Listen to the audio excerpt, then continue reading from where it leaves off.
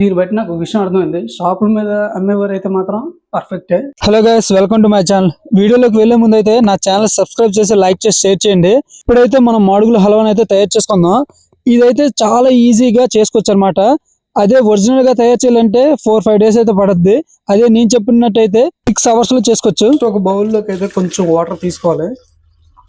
ఏదైతే చపాతీ ముద్ద అయితే కలుపుకున్నామో దాన్ని అయితే చిన్న చిన్న ముద్దలుగా తీసుకొని ఈ వాటర్లో వేసేయాలి. ఇలాగా దీన్ని ఒక 3 hours అయితే అలా నానబెట్టాలి. చూసారుగా వాటర్లో ఇలా నానబెట్టుకుంటే ఎలా ఉంటుందో, ఇలా మిల్ట్ అయినంత వరకు అయితే ఇలా పెట్టుకోవాలన్నమాట. నేనైతే ఒక 1/2 kg గోధుమ పిండి అయితే ఇప్పుడు కలుపుకొని దాన్ని అయితే నానబెట్టుకున్నాను. కొంచెం క్వాంటిటీ ఎక్కువ అయితే చేద్దాం అనుకున్నమాట. ఇది ఒక 3 hours అయితే ఇలా నానబెట్టి దాని తర్వాత అయితే దీన్ని కలిపేసుకోవడమే. అదైతే నెక్స్ట్ చూపిస్తా. మాడుగుల హల్వా కావాల్సిన ఇంగ్రీడియంట్స్ అయితే ఇవేనమాట. జీడిపప్పు ఒక 100 గ్రాములు, షుగర్ అయితే 1 kg, గోధుమ పిండి వచ్చేసరికి అయితే 1 kg, 100 గ్రాములు అయితే నెయ్యి అనమాట. వీటితో హల్వా క్వాంటిటీ ఎంత వస్తుంది అయితే ఇప్పుడే చూస్తాను. నేను నార్మల్గా ట్రై చేస్తా. బయట ప్రైస్కి ఇప్పుడు మనం తయారు చేసే హల్వాకి అక్కడ వాళ్ళు అమ్ముతున్న రేట్లకి అసలు మనం కంపేర్ చేసుకుందాం ఒకసారి. అంటే మనం కొనే రేటు కరెక్టా కాదా. ఈ నెయ్యి డబ్బా 100 grams ఇది 95 రూపాయలు పడింది. నార్మల్గా 1/2 kg అయితే మాత్రం అదే 250 grams అయితే 130 రూపీస్ అట. అక్కడ 250 grams అయితే అమ్మట్లేదు, 100 grams తీసుకున్నాం. మనకు 1/2 kg అయితే ఎక్కువైపోద్ది. మనం అది తీసుకున్న వేస్ట్ అనమాట.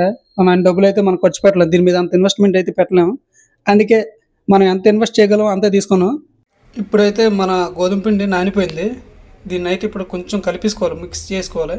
ఇలా అయితే మిక్స్ చేసుకోవాలి. ఇలా మిక్స్ చేసుకుని మరొక 1 hour అయితే ఉంచుకోవాలి.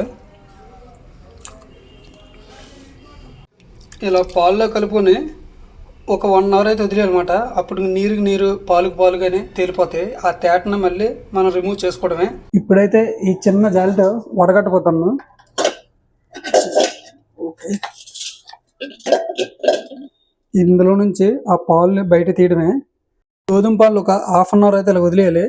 ఇవి పైన తేటగా వాటర్ తేలుతుంది చూసారా, ఈ వాటర్ని అయితే ఫుల్గా తేలినంత వరకు అయితే వదిలేయాలి ఇలాగా. ఇప్పుడు పైన తేలే వాటర్ అంతా సపరేట్ అవుద్ది అనమాట. ఇప్పుడు పాలుకు పాలు, నీళ్ళకి నీళ్ళు అయితే సపరేట్ అవుద్ది. ఆ సపరేట్ అయిన తర్వాత ఆ పాలను అయితే మనం హల్వాలోకి యూజ్ చేయడం జరుగుతుంది. ఆ వాటర్ని అయితే బయట పడేయడమే. చెప్పాను కదా, పాలుకు పాలు, నీళ్ళకి నీళ్ళు తేలుతుందని. ఇలాగనమాట. ఇలా రాగానే వాటర్ని అయితే బయట పంపేయడమే. మళ్ళీ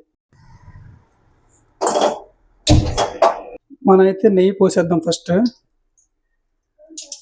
జీడిపప్పు వేయించడానికి సగం అయితే వేసాను. ఇది కొంచెం హీట్ ఎక్కిన తర్వాత జీడిపప్పు వేసేయడమే. ఇదైతే జీడిపప్పు వేసేయడమే. జీడిపప్పు చూసారా ఎలా ఉందో. ఇదంతా వేసేస్తాను ఇప్పుడు. 100 grams ఇదైతే మొత్తం వేసేస్తా. రోస్ట్గా ఫ్రై చేయాలి.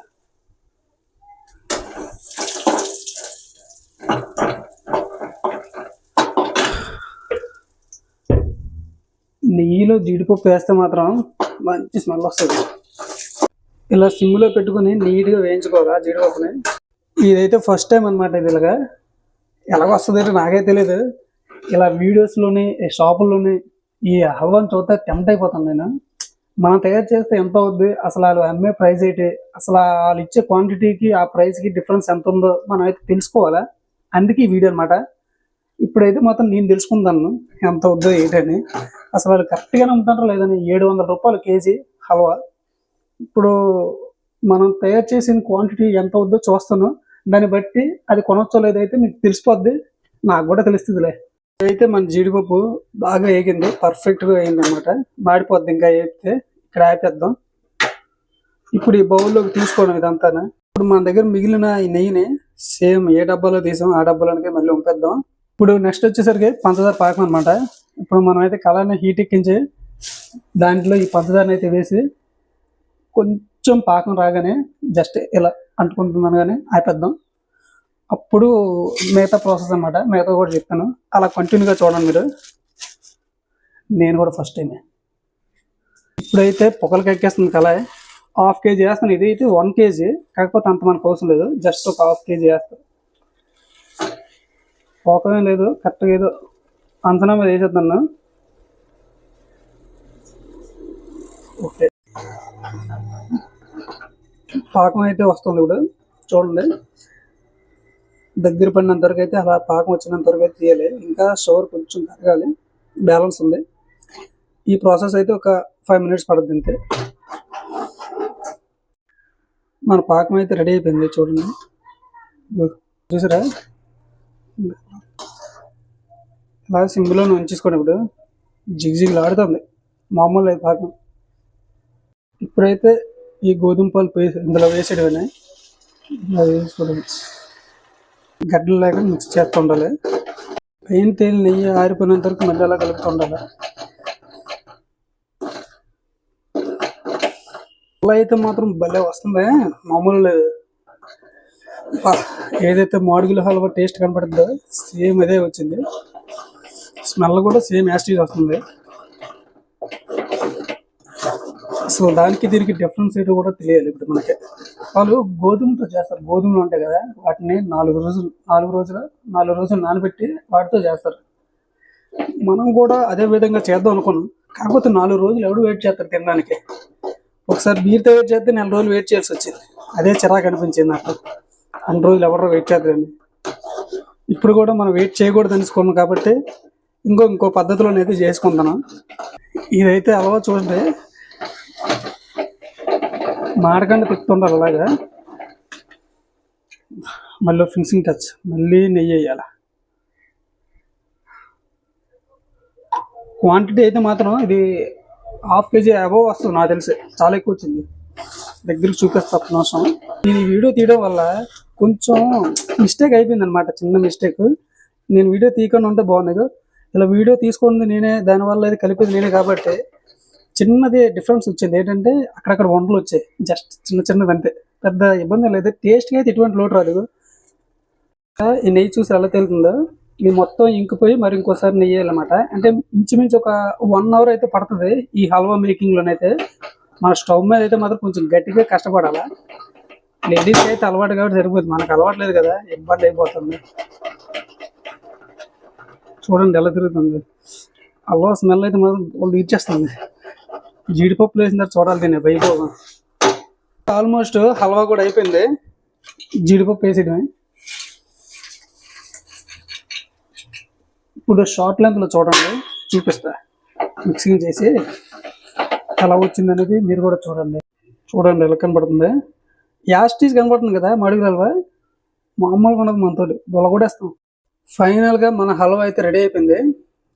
కొంచెం అలాగా నెయ్యి అంతా మొత్తం తేలితే చూడండి, ఆయిల్ అంతా తేలుతుంది సైడ్లు. అలా తేలిపోయిన తర్వాత ఆల్మోస్ట్ అయిపోయినట్టే, దించేసుకోవడమే స్టవ్ అయిపోయి. అప్పటి వరకు అయితే సిమ్లోనే అయితే అలా ఉంచాలన్నమాట. ఇప్పుడు ఈ వంట వండిందంతా సిమ్లోనే అనమాట. టేస్ట్ అయితే మాత్రం బాగుంది, కానీ షుగర్ అయితే తగ్గిపోయింది. అనవసరంగా షుగర్ అయితే తగ్గించాను, 1 kg వేసేయాల్సింది. కొంచెం లైట్గా షుగర్ లేదు, అయినా పర్లేదు, బెల్లం పాకలు వేసుకుని తినేద్దాం. ఈ హల్వా కేజీ 700 రూపాయలు, 600-700 రూపాయలు అయితే ఉంది. ఇప్పుడు నేను తయారు చేయడానికి ఇంగ్రీడియంట్స్ అయితే మాత్రం 300 రూపాయలు అయింది అనుకోండి. ఎందుకంటే ఇంకొక 100 రూపీస్ ఉండిపోయింది అనమాట. గోధుమ పిండి ఉండిపోయింది అండ్ షుగర్ కూడా ఉండిపోయింది. అంటే 300 రూపీస్ అయితే నేను ఖర్చు చేశాను. బయట ఎక్కడైనా కొనాలన్నా సరే అంటే ఒక 600-700 రూపాయలు అంటే మనకి కొంచెం ఆలోచించాల్సిన విషయమే, మనం కొనలేం కాబట్టి. ఎవడో డబ్బు ఉన్నోడైతే ఈజీగా కొనేస్తుంది. అలాగనేసి మనం ఇలా తయారు చేసుకుంది అనుకుంటే, వాళ్ళు చేసే మేకింగ్ 4 days అనమాట. మనం ఒక 6 hours చేసాం. వాళ్ళు ఒరిజినల్ చేస్తారు కాబట్టి వాళ్ళు చేసే ఫ్లేవర్, వాళ్ళు చేసే టేస్ట్ అయితే మనం ఎంత గింజుకున్నా రాదు. ఇది మాత్రం పక్క. అంటే టేస్టీగా ఉంటుంది, అంత టేస్టీగా అయితే ఉండదు అనమాట. ఇప్పుడు మనం చేసింది కూడా అయిపోయింది, మొత్తం అంతా అయిపోయింది. స్టవ్ కూడా ఆపేసాను, టేస్ట్ కూడా బాగానే ఉంది. కాకపోతే ఒకటి ఏంటంటే అదే ఫ్లేవర్ అయితే మాత్రం రాలేదు. నేనైతే నిజం చెప్పేదాను, యూట్యూబ్లో చాలామంది చేసి అదే ఫ్లేవర్ వస్తుంది అన్నారు. అదే ఫ్లేవర్ అయితే రాలేదు. నేను తిన్నది అయితే మాత్రం డిఫరెంట్ అనిపించింది అనమాట. అక్కడ కొంచెం ఇంకా మంచి టేస్ట్ అనిపించింది. ఆ టేస్ట్ని అయితే మనం చెప్పలేము, మనం తింటే తప్ప ఎక్స్ప్లెయిన్ చేయలేము వీటి గురించి. ఓకే, గుడ్, బాగానే వచ్చింది ఇది కూడా. కాకపోతే ఇది 1 kg దగ్గరకు వండిసాను నేనైతే, తెలియదంటే 1 kg దగ్గర వస్తుంది. నేను మొత్తం హాఫ్ అయితే వాడాను, కాకపోతే ఇది 1 kg దగ్గరకు వస్తుంది. ఇప్పుడు మీరు కూడా మీ ఇంట్లో అయితే వండాలనుకుంటే మీకైతే ఒక 6 hours పడుతుంది పర్ఫెక్ట్గా వండటానికి. నేనైతే ఒక 2 మిస్టేక్లు అయితే జరిగినాయి అన్నమాట. ఈ స్టాండ్కి ఆ ఫోన్ పెట్టి వీడియో తీసే ప్రాసెస్లోనైతే కొంచెం ఉండలాగా అయితే వస్తుంది, అదొక ప్రాబ్లం. ఇంకోటి ఏంటంటే షుగర్ అయితే తక్కువ వేస్తాను, అది రెండో ప్రాబ్లం. అసలు ఈ 2 ప్రాబ్లంలు వస్తాయి నేనైతే ఫేస్ చేస్తానని అనుకోలేదు. ఓకే. టేస్ట్ అయితే మాత్రం ఎటువంటి ఇంపాక్ట్ అయితే చూపించలేదు. టేస్ట్ చెడిపోవడం గట్టా అంటే చండాలంగా ఉందనే ఫీలింగ్ అయితే రాలేదు. చాలా టేస్ట్‌గా ఉంది. ఎందుకంటే ఎక్కువ మనం నెయ్యినైతే వాడడం జరిగింది. అంటే దీంట్లో తక్కువ అనుకోండి. మనం వాడే నెయ్యి అయితే పర్ఫెక్ట్‌గా ఒక 100 గ్రామ్స్ అయితే వాడాం. సరిపోద్ది. దీనికైతే సరిపోయింది. టేస్ట్ కూడా బాగానే వచ్చింది. నెయ్యి ఫ్లేవర్ కూడా బాగా తెలుస్తుంది.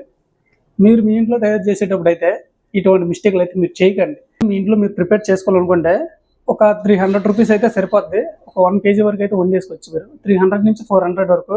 అంటే 1 కేజీ ఒక 600, 700 అనుకుంటే ఒక 300 అయితే మీరు తగ్గించుకోవచ్చు అనమాట. అంటే మీరు తక్కువలోనే చేసుకోవచ్చు. ఎలా అయినా సరే ఒక 6 అవర్స్ టైం అయితే మాత్రం దీని మీద స్పెండ్ చేయాలి పర్ఫెక్ట్‌గా వండడానికి. మీరు మాడుగులు ఒరిజినల్ టేస్ట్ కావాలనుకుంటే ఒక 4 డేస్ ముందు నుంచి మీరు వండాలి. అంటే ప్రిపేర్ చేసుకోవాలి. గోధుమలు నానబెట్టి ఆ ప్రాసెస్ అంతా చేయాలి. ఆ ప్రాసెస్ చేసి అందులో నుంచి తీసిన గోధుమ పలుకుని వండాలి.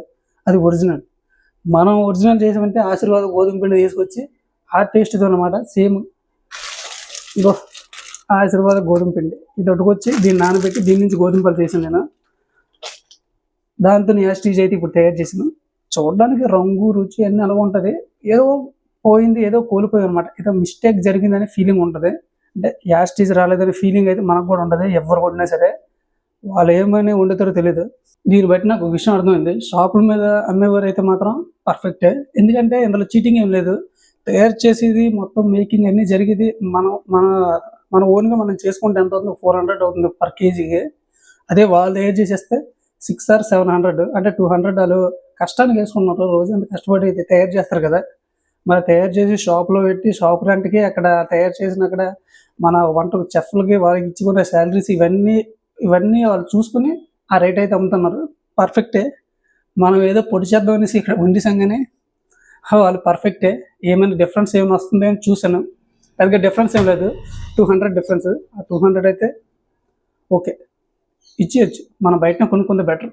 ఇంట్లోనే ఇంత హడావిడిగా కష్టపడి వండవసరం లేదు. ఇప్పుడు మన హల్వాని అయితే మాత్రం ఇగో ఈ గిన్నెలో తీసుకొని పెడదాం, చల్లారనిద్దాం.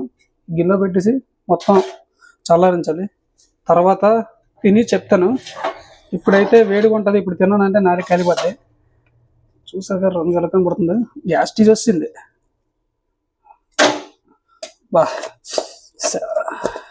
స్మెల్ కూడా మామూలు లేదు. కాకపోతే ఏదో తేడా ఉంది సీనా. కొంచెం షుగర్ ఎక్కువ ఏంటంటే బాగుంది. అయితే మాత్రం చాలా బాగా రెడీ అయింది. నిజం చెప్పాలంటే ఈ చల్లారిపోయిన తర్వాత తెలుస్తుంది దీని గురించి. మాడుగులు హల్వాన మజాక. మనమైతే హల్వాని కూని చేసేస్తాను.